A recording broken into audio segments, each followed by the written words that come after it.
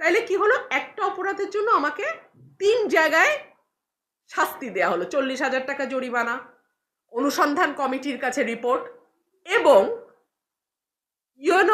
DC আমাকে show cause notice করা। এক অপরাধে 3 সাজা।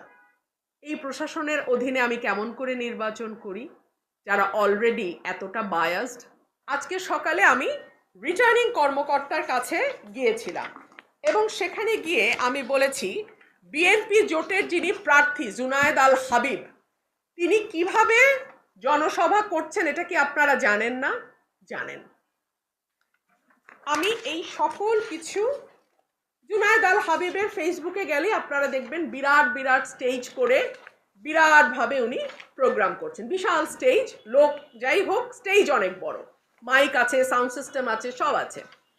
আর আমি একটা হ্যান্ড মাইক নিয়ে চলি।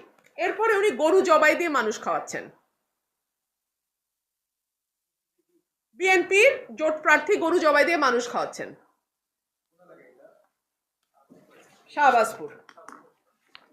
তারপরে বিএনপির জোটের প্রার্থী বলছে কোনোভাবেই রুমিন ফারহানাকে ভোট দেয়া যাবে না, বহিষ্কৃত রুমিন ফারহানার কাছে কেউ যাবেন না, জুনায়েদ আল হাবিব। সময় টেলিভিশনের নিউজ এর লিঙ্ক।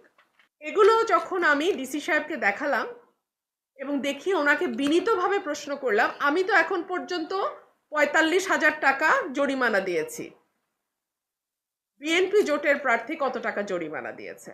আমি 1.5 ঘন্টা ওনার সামনে বসে থেকেও এই অঙ্কটা ওনার কাছ থেকে জানতে পারলাম না।